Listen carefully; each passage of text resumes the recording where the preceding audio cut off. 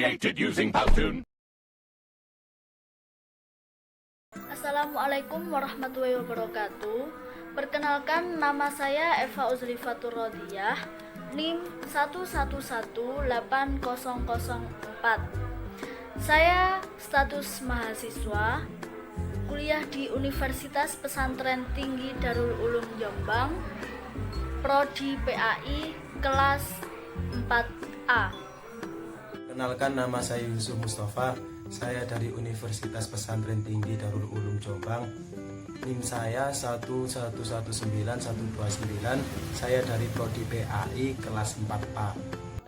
Perkenalkan, nama saya Ahmad Dovir Lubab. Saya kuliah di Unibdu jurusan PAI atau FAI. Saya semester 4. Nomor NIM saya 1118020. Oke, di sini saya akan menjelaskan tentang peran sumber belajar dalam pembelajaran. Sumber belajar mempunyai peran yang sangat erat dengan pembelajaran yang dilakukan. Adapun peranan tersebut dalam pembelajaran adalah sebagai berikut. Oke, untuk yang pertama ialah peranan sumber belajar dalam pembelajaran individual. Pola komunikasi dalam belajar individual sangat dipengaruhi oleh peranan sumber belajar yang dimanfaatkan dalam proses belajar. Titik berat pembelajaran individual adalah pada peserta didik, sedang guru mempunyai peranan sebagai penunjang atau fasilitator, sehingga peranan sumber belajar sangat penting. Pola komunikasi dalam pembelajaran individual adalah sebagai berikut.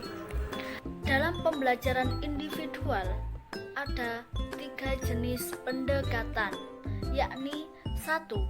Frontline teaching method. Dalam pendekatan ini, guru berperan menunjukkan sumber belajar yang perlu dipelajari.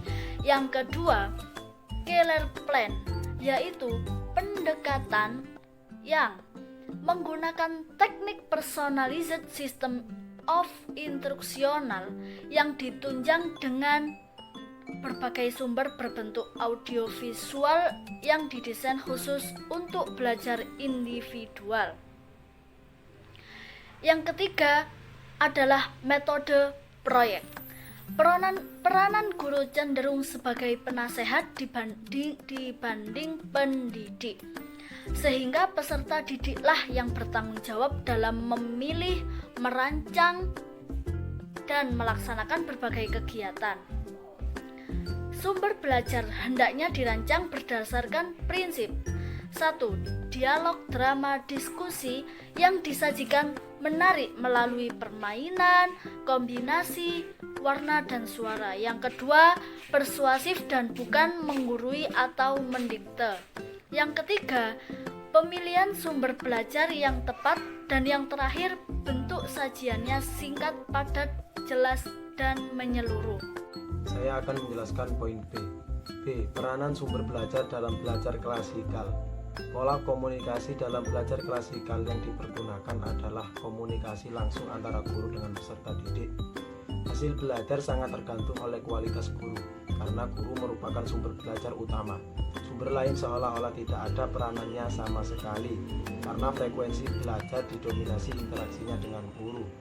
C. Peranan sumber belajar dalam belajar kelompok. Pola komunikasi dalam belajar kelompok menurut Derek Rountree dalam bukunya Educational Technology in Curriculum Development 1982 menyajikan 2 pola komunikasi yang secara umum ditetapkan dalam belajar, yaitu pola A. Fast session. Diskusi singkat adalah kemampuan yang diperoleh peserta didik untuk didiskusikan singkat sambil jalan. Sumber belajar yang digunakan adalah materi yang digunakan sebelumnya. B. Controlled discussion. Diskusi di bawah kontrol guru. Sumber belajarnya antara lain adalah bab dari suatu buku, materi dari program audiovisual, atau masalah dalam praktek laboratorium. C. Tutorial. Tutorial adalah belajar dengan guru pembimbing. Sumber belajarnya adalah masalah yang ditemui dalam belajar.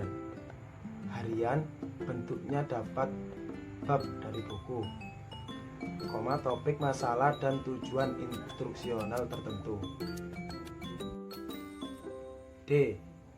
Tim project atau tim proyek adalah suatu pendekatan kerjasama antara anggota kelompok dengan cara mengenai suatu proyek oleh tim. Simulasi atau presentasi untuk menggambarkan keadaan yang sesungguhnya. Micro teaching, proyek pembelajaran yang direkam dengan video. Self help group, kelompok swamandiri. Di sini akan menerangkan tentang fungsi sumber belajar. Namun sebelumnya saya akan menjelaskan konsep yang akan saya terangkan nanti. Bahwa di sini fungsi sumber belajar itu ada 5 dan cara-cara untuk agar fungsi sumber belajar itu tercapai juga ada 5. Nah, langsung saja, yaitu fungsi sumber belajar yang nomor 1 yaitu meningkatkan produktivitas pembelajaran. Yang nomor 2 yaitu menjadikan pembelajaran yang bersifat individual. Nomor 3 memberikan dasar yang ilmiah. Nomor 4 yaitu memantapkan pembelajaran. Dan yang terakhir nomor 5 yaitu memungkinkan belajar secara seketika. Dan tadi pada konsep yang sudah saya sampaikan tadi bahwa ada 5 cara. Yang pertama yaitu mempercepat laju belajar. Saya ulangi. Yang pertama yaitu mempercepat laju belajar dan membantu guru menggunakan waktu secara baik. Yang nomor 2, mengurangi kontrol guru yang kaku dan tradisional. Nomor 3, merancang program pembelajaran. Nomor 4, meningkatkan kemampuan sumber belajar. Nomor 5, mengurangi kesenjangan fungsi sumber belajar. Nah, tadi itu adalah fungsi sumber belajar dan cara-cara untuk mencapai atau mendapatkan fungsi sumber belajar.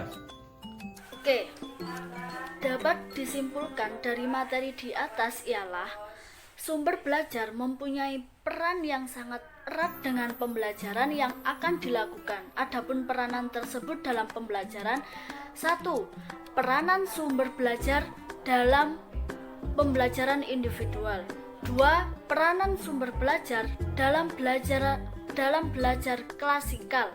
Yang ketiga, peranan sumber belajar dalam belajar kelompok. Kesimpulan selanjutnya yakni poin kedua, yaitu fungsi sumber belajar. 1. Meningkatkan produktivitas pembelajaran. Yang kedua, memberikan kemungkinan pembelajaran yang bersifat individual. Yang ketiga, memberikan dasar yang lebih ilmiah terhadap pembelajaran. Yang keempat, lebih memantapkan pembelajaran. Yang kelima, memungkinkan belajar secara seketika. Oke, itu saja yang dapat kelompok kami sampaikan. Apabila ada salah kata, kami mohon maaf. Semoga bermanfaat. Saya akhiri. Wassalamualaikum warahmatullahi wabarakatuh.